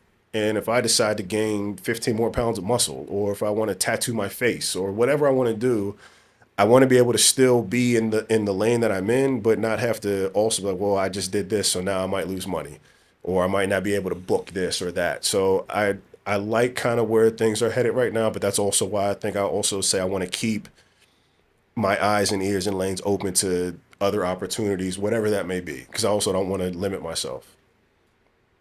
So you keep your career kind of fluid. Yeah. And you're also the same with like where you live. You never want to just really plant roots. Nope. So you're just constantly kind of in motion. Yeah. In all aspects of life. Yeah. Does stability scare you? At times. And that goes with, relationships, friendship, even friendships. Because again, I'm a Gemini. I never really paid too much attention to signs until a couple years ago, because I'm like, damn, there is something to be said about it. Even if you don't, and I'm not talking like your crystals and, Mercury rising, but like your sign is your sign for a reason. So there are truths to it, some more than others. There is really something to be said about my sign. And I'm like, damn, I really kind of am like that. And, stability can scare me in the sense of I feel like I haven't accomplished what I want to yet. So friends, relationships, things like that, I'm like, they're great and they're important, but until I've made myself happy, kind of hard to worry about making others happy. And with friends and people that I date, I'm a extreme one or the other. I either don't care what you do or I care the world about you. I don't really know how to ride the middle.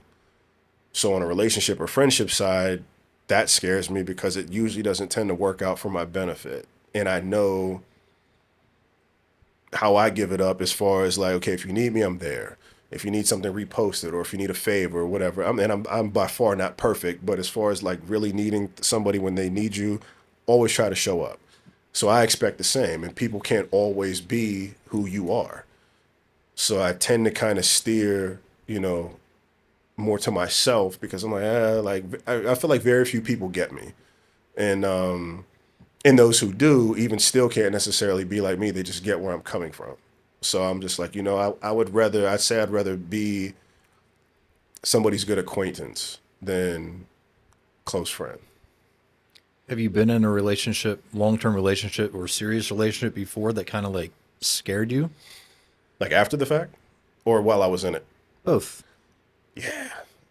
It's been a long time since I've been in a serious relationship. To be honest, relationships scare me.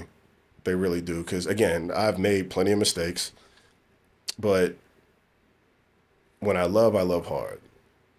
But also getting older, figuring out what type of love works for you.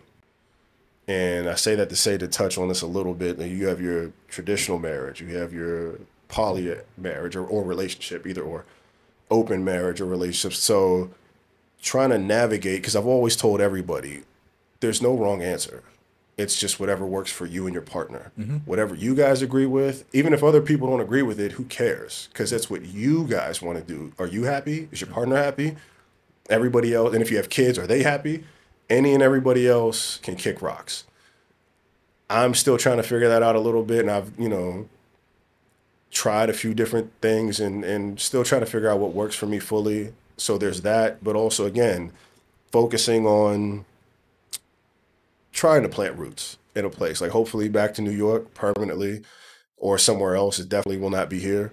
But just trying to be happy and be like, okay, I've reached what I've wanted to reach for myself. Now I can worry about including somebody else, be it a friend, relationship, whomever. Like I said, I have a couple of close friends that are good, but as far as trying to make new ones or meet people, and like I said, definitely relationships, I feel like I've gotten the short end of the stick in a few of the ones that I've had. And, or even at times, it's hard to admit at times, like feeling like I have to rely on that person more than I should, be it financially, emotionally, again, because I'm traveling down a path that is very hard, and it's a lot less people that try to go down this path than the quote unquote traditional route.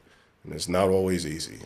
I mean, admittedly, it's going to be hard to find, and I'm not trying to scare you out of being in a relationship, but it's going to be hard to find somebody who's going to support someone like yourself that isn't planted. Right. Because most people want a stable, financial provider, a stable career, a stable Everything. home. Everything, yeah. That's typically what you're looking for in a relationship is stability.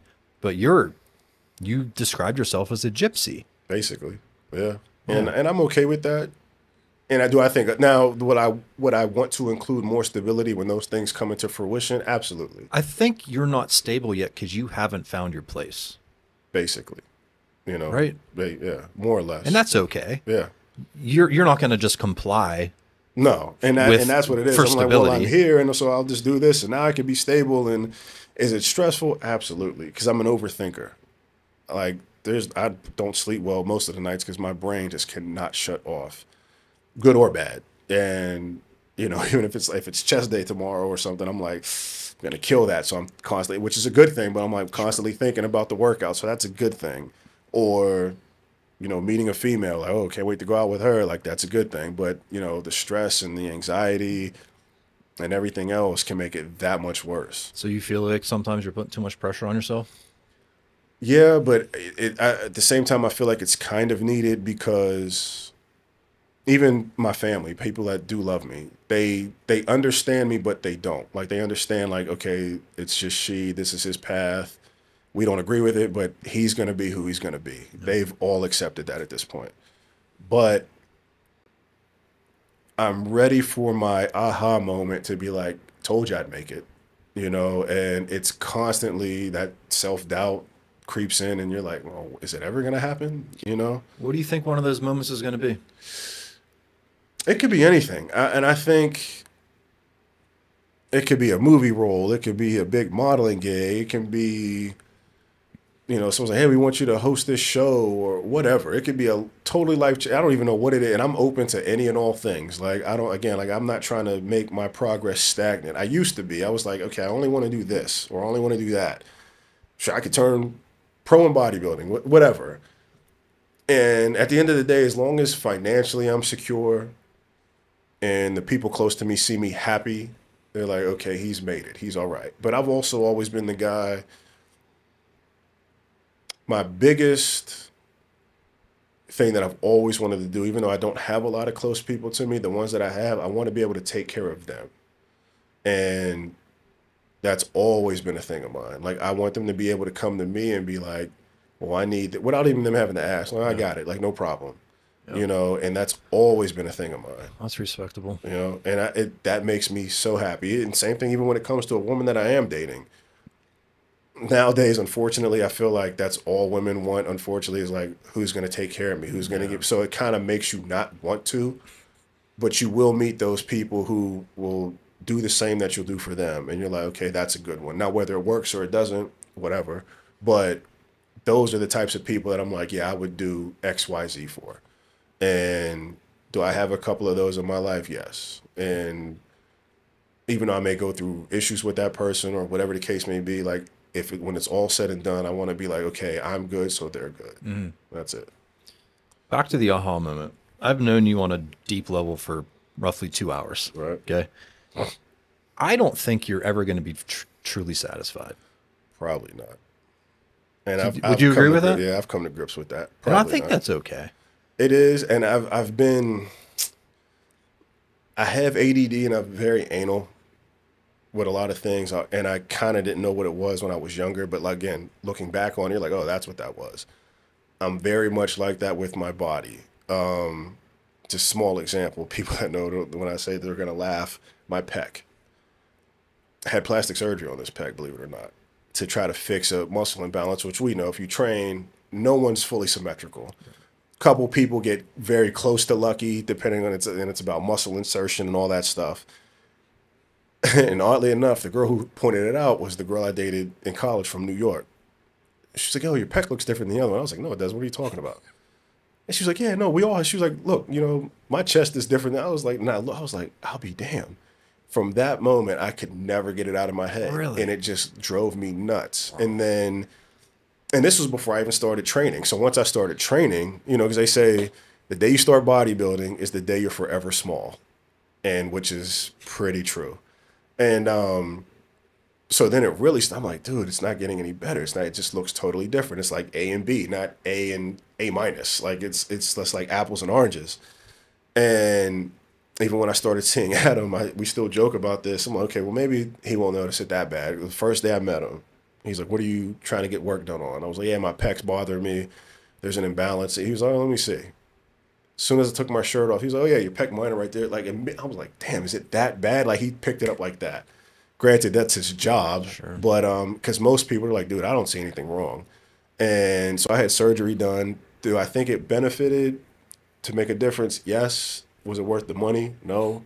So looking back at it, even talking to other plastic surgeons, they're like, dude, I would have just told you to live with it. How much money are we talking? You don't have to say. Put it this way. If anybody knows what the roundabout average price is for a woman's boob job, like a really good one, a little more than that for one pec, because you use filler. You don't use implant. So you have to pay for every session of filler, and you can only do so much at one time. Could you have bought a Honda Civic with it? Absolutely. I don't know why that was my comparison. With the kit but and everything. Yeah, it was, it was, put it this, it was over 10 grand. Wow. And at the time I had the money. Do I wish I would have spent it differently or saved it now? Absolutely. So you spent over $10,000 to have one of your pecs more symmetrical with the other one. Yep. Was this just because it was an insecurity of yours? Yeah. Like, wow. Because to me, I think any guy who bodybuilds, like they all have their, like some guys like, I just want huge arms. Like they train arms every day. Like the rest of their body looks like crap. To me, the standout point is kind of a tie between your abs and your chest. Cause it's like your centerpiece. It just brings everything together. And physique, yeah. And I have a pretty big chest, but as far as the symmetry, I'm like, it's just off. So you did this with bodybuilding in mind. Yeah, because at first it was kind of a balance of the two. It was bodybuilding and just like if I'd never competed, I was always going to train, but just so like when I look in the mirror, I want to be like, I like what I see in that aspect. Everything else, okay, my arms look good today, my shoulders look good. I have a huge back. That's one thing I never really even had to worry about. But my chest, to the point to where even to this day, I don't like looking in the mirror. Like straight on. I'll try to avoid it. And granted, most people, you don't need to be staring at yourself anyway. But if I can try to not make eye contact, because then I'll just start staring. And, you know, if you stare at anything long enough, you're going to see something, your eyes or your nostril, whatever. Right. And now, do I think the surgery helped? Yes.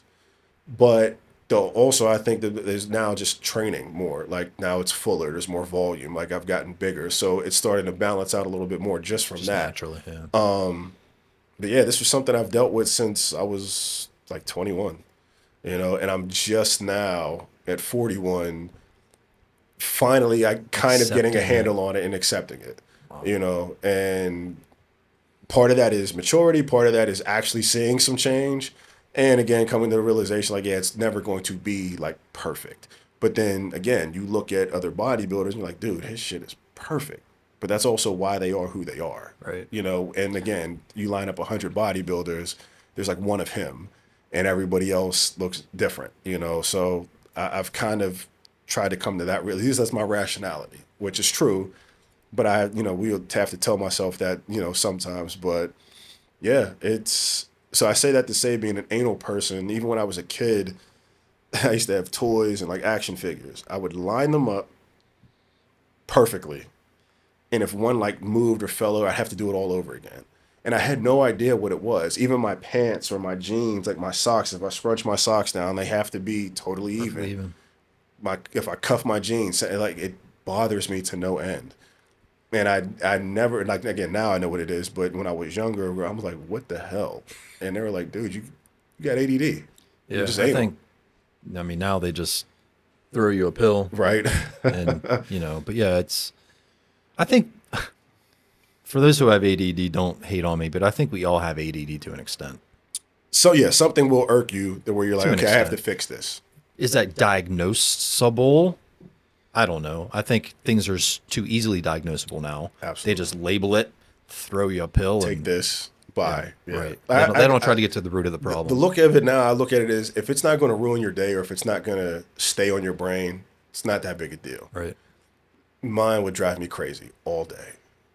All day. Like I even, until I really learned how to train and what training meant, like how you felt, contraction, all of that. If I hit chest day and I wasn't sore the next day, I'd be like, I had a horrible day. Like I should be able to feel it. Meanwhile, like once you train hard enough for years, you're not really going to be too sore unless you're in prep. And then, so it took me years to figure that out. And like now, if I'm like, feel great and pumped in the gym and I'm out, I'm like, okay, I still feel that after a while. I'm like, okay, great.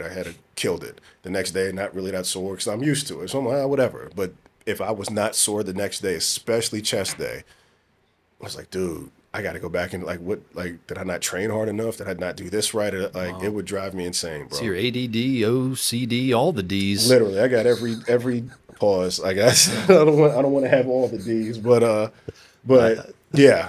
I didn't mean that. Right. I didn't even think about it after I said it. But yeah, it was crazy, and I still deal with it, and it's something that again I'm trying to work on.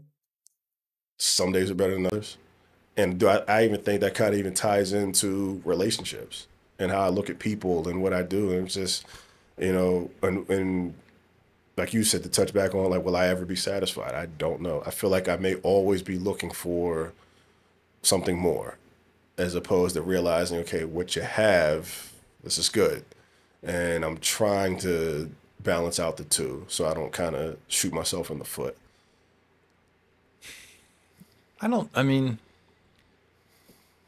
Happiness is such a broad term. It really is.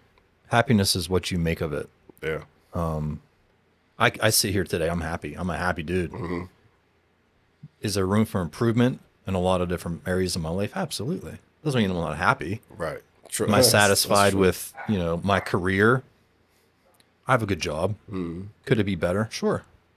Am I satisfied with this podcast? Absolutely. Could it be better? It will be. Yeah. Body-wise, there's always room for improvement. Yeah. I think you need to be careful with separating happiness from perfection. I think sometimes you're striving for perfection, which we all does to some degree not exist. And it doesn't. I think we all are, but I think, and I agree with what you're saying in the sense of I think some people are better off at understanding that. Yeah. Versus like, okay, I know I'm not going to get it, but I got to keep trying until you think you're going to. And keep trying. That's healthy. But feeling like you're never going to get to the top, that's where it starts getting a little bit dangerous and toxic. Which is true. So, from me sitting here across from you, I think to myself, what more could he fucking want? Mm-hmm. But it doesn't matter what I think. Right. And that's with everything. People don't get that. Every compliment you get, if you don't feel the same way, it doesn't matter what they think. Right. People might say thank you and legit mean it. Yeah. But you're like, well, that's you could be having one of those small arm days, right? And someone's like, dude, you're fucking huge. No, I'm not. But thanks anyway. and you just don't get quick to point. Shout out to Rodney. We know who Rodney is in the gym. Dude, he's like, dude, your arms look great. I'm like, and he's a big guy. Yeah. I'm like, dude, I don't see it. I don't know what you're seeing, but case in point, though, to even flip it on him, I'm like, dude, you're like almost 260 pounds. You're not a small man, but in his brain, and again, to play devil's advocate all the time, I understand body composition and bodybuilding is everything because you could have two guys, same height, everything, same weight. Where that weight's distributed can make someone look bigger or smaller. Mm-hmm. So there is something to be said about it. But at the same time, you can't be like, man, I'm so little and this and that. Like, no, you're not. I appreciate the compliment. And I see myself that way too. But you, again, like you just said, you can't take away from what's there on yourself as well. And especially if someone's trying to repay the compliment that you just gave them and they see some, well, I appreciate that, bro, but man, your arms look great, or your legs looking huge as hell, whatever, and they're like, if you can't be like, oh, well, I appreciate it, yeah, cool. And it's just like, I feel like we all kind of, it's a tug of war. Yeah. All right, speaking of tug of war, we're going to arm wrestle. Uh-oh. And then I have another question I want to ask you after we're done. I'm going to ask you a question during. Okay. All right, come on up, man. This is going to get interesting. That's the whole point of it. It's supposed to be interesting. I saw you and Drew, but who won? We ended up just calling it a stalemate because the table was getting ready to break. Should I take the rings off? Actually, yeah, just in case. Yeah. Just in case. It's an unfair advantage. All right, brother. You can friggin' your big old mitts. All right, you start whenever you're ready. I'm going to ask you a question. Go ahead. What's your biggest fear? That I'm not good enough. You think that's ever going to go away? No. All right, we're good. Told you, I'm not. And for those who don't know, I have no problem admitting. Am I a strong guy? Yes. Is he a strong arm wrestler? Yes. He was going to win that one. Like, just to be clear. And I have no shame admitting that. I like to be a gentleman. I mean, look, I'm not here to like slam people. Right. It's all in it's fun. entertainment. I was going to say value. it's just all in fun. Entertainment value. Absolutely. That makes me sad to hear that you don't think you're ever going to be good enough. I'm working on it. There's just things that I just want to accomplish, and I'm not. And everything isn't for everybody, but I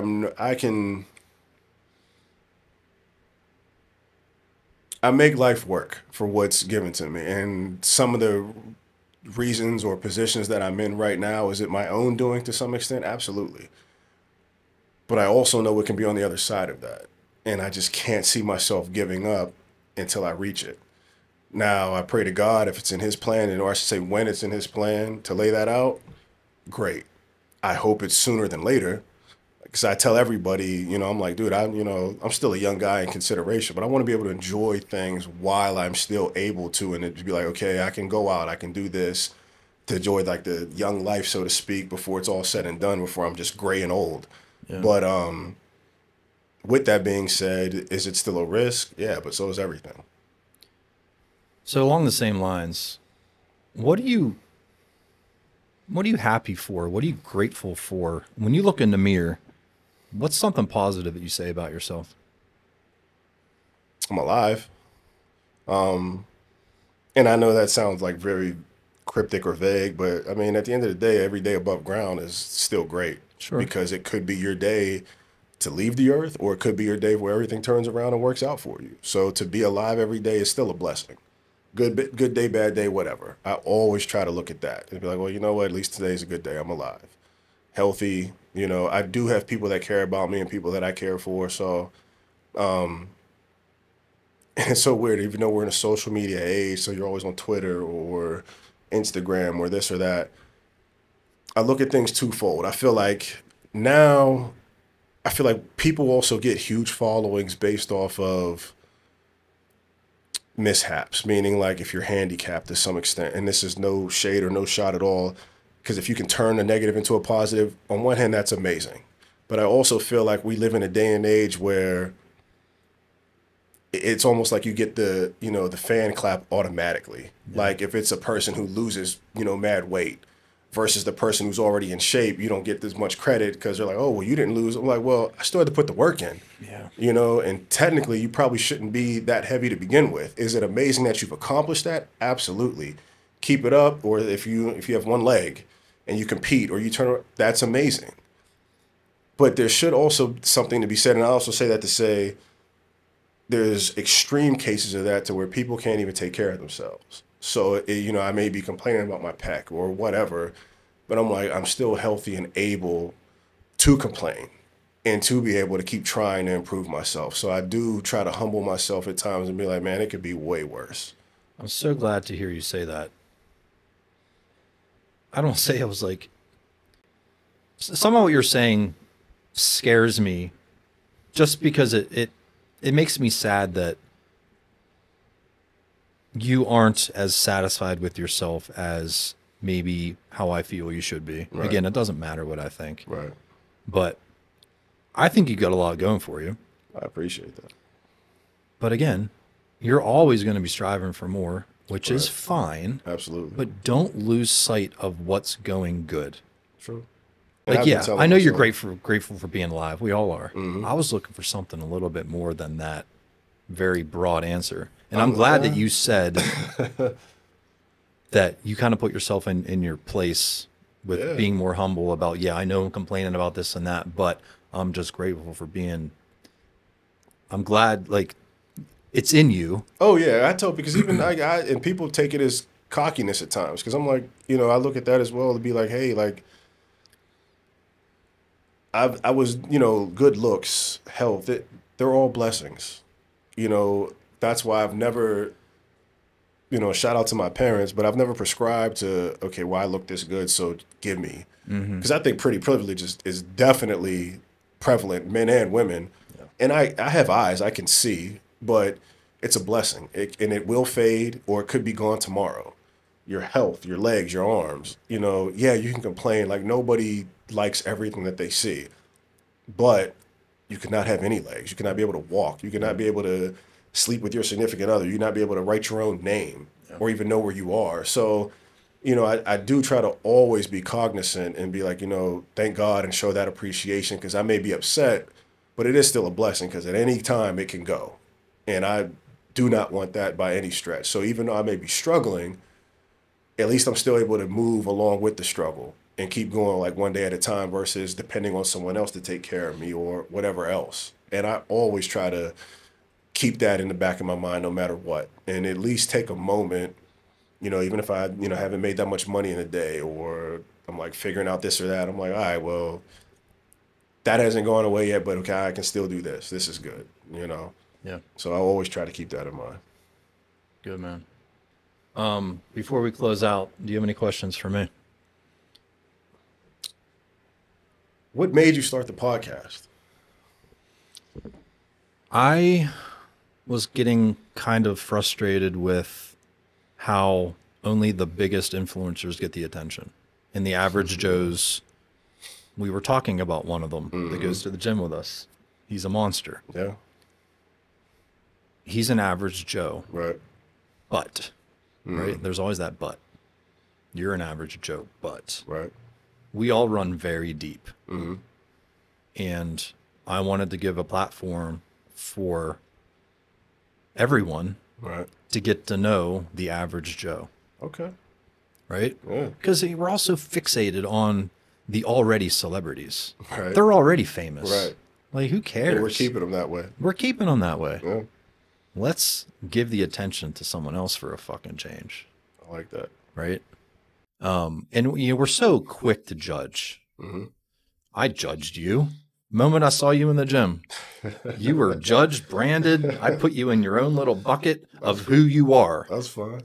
And then But we all now, do it. 2 hours later, well, let's put him in a different bucket. Yeah. He does not belong in that bucket. Yeah. Shame on me for judging you Right. and branding you like that. But we all fall victim to it. I know. Because you only get so much of it. Even if you think you're getting the full story, Right. more than often you're not.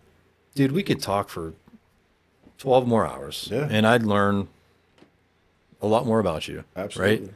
No. But this is for all of you that probably judged Rashid. This man is more than tattoos, good looks, a style, right? That's right. He's a lot more Absolutely. than that. So that is why I have this podcast. That's a great answer. This is also why you have this podcast, because you answered that amazing. That was a great answer. I mean, I had to have a mission before I started this. I wasn't going to start it without a goal in mind. Right. That's no way to succeed. Wow. And because I think a lot of, especially with this space, Yeah. everybody wants to do it, which, can be fun and it can work. But if you have, I don't even want to say a niche, a lane, and an idea, even though ideas can change, or as you keep, like we talked before we actually really started, you're like, okay, I wanted to change this. Every episode I see something I want to progress or change. That's fine, but you're still on the same path. Yeah. And you're just trying to make it that much better as you go forward, versus like, okay, I have the stuff, I'm going to make a podcast, I'm going to talk about whatever. Yeah. I've said this multiple times on multiple episodes. I have no script. Yeah. I have no teleprompter. I don't have any notes. I talk to you for maybe 5 minutes before the episode to get just an idea of some things about you. Yeah. Don't spill the beans yet, because that's what this is for. Right. But this is just two bros talking organic I was conversation. gonna say it's organic conversation. And literally. I learned a shit ton about you, and I know everybody else did. And there's no target audience here. The target audience is everybody and anyone. And right? I like that. I like that a lot. Because at first, when you asked, I was like, okay, again, we met each other in the gym. So I'm like, okay, it's going to be bodybuilding related, fitness related. And there are fitness people on here. Sure. But everyone, even in the fitness space, has come from a different background or creed or whatever. And every single person you've interviewed has been different across the board. Black, white, man, woman, bodybuilder, non-bodybuilder, weekend warrior, whatever. Exactly. It's all different. Yep. And I like that. Yeah. I do not discriminate in any sense of the word. And, you know, another reason I have this, Rashid, is someone watching this or listening to this is going to be going through something you're going through right now. Right. Whether it's body dysmorphia, whether it's unsure of their career path, whether it's not knowing if they belong somewhere, they're going to hear you and say, I'm not alone. I hope not, because I that's all I ever want anybody to take. Even motivational speaking. Like when I do talk, everyone's like, hey, people will listen. Yeah. I just have a hard time talking. And not like to say I'm afraid to get in front of people, but just to get me to talk. Yeah. But, you know, which I hope you can agree, like once I do start, everyone's like, damn, he's pretty good at it. Can't shut him up. You know, like he's like, oh, like, you know, people are like, damn, like you make me want to listen. Yeah. It's just hard to kind of get me to feel vulnerable enough to be like, okay, because honestly, sometimes even too, of my own fault, wondering like, okay, who wants to hear me or ask questions about whatever? Because I damn sure don't have it all figured out. So None of us do. you know, what do you want to hear me speak for? What do you want me to give it? You know what I mean? Like you can kind of get into your own head, and be like, but like you just said, somebody may hear it and be like, dude, that's exactly why I listen to you, because of where you're at and what you said. So you know, it all plays a part. Yeah, I think you're very secure but very insecure at the same time. That's very well said. Yeah, It's true. that is very Like you couldn't be more confident in certain parts of your life, but Yes. then have no confidence Yeah. in others. Yep. You're going to get there though, Thank you. because I see the drive. You don't have to have it figured out yet, but you're going to figure it out, and God's going to help you out. He's going to help you figure it out. Amen. Yes, He will. So just keep pushing, man. But don't be so hard on yourself all the time. If I I'm had to trying. end with something, don't be so hard. Put pressure on yourself to succeed, Right. of course, but don't get to the point where it's going to destroy you, because that pressure you're putting on yourself can beat you down. Absolutely. So don't let it beat you down. I appreciate that, bro. Thank you. My And man, thanks for having me. it was an honor. My honor was mine, man. Pleasure, brother. Love you, bro. Love you. Appreciate you. And I will see you on the next episode of Barbells and Bourbon.